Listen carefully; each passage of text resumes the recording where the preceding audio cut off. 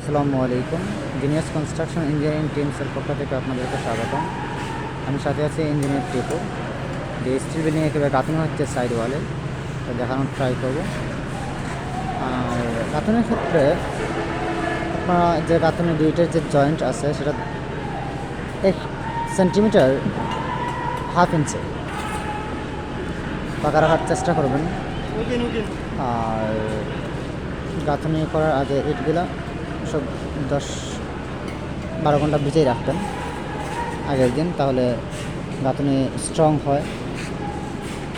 যেন 5 মিনিট গাঁথনি করছি।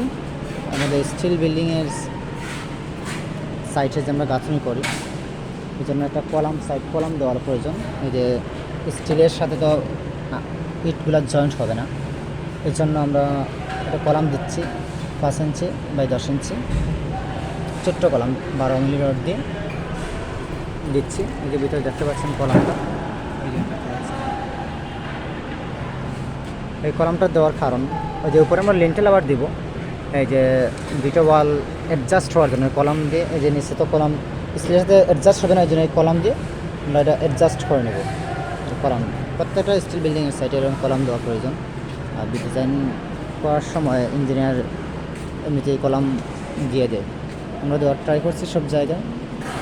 যে এখানে ব্রাসিং দেওয়া আছে, স্টিল বিল্ডিংয়ের ব্রাসিং খুব গুরুত্বপূর্ণ।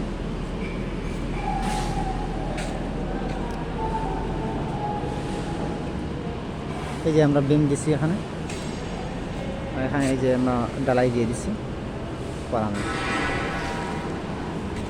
সবাই চেক দিবেন যাতে হাফ ইঞ্চি পরিমাণ থাকে, 10 থেকে 12 মিলির উপরে যাতে না হয়।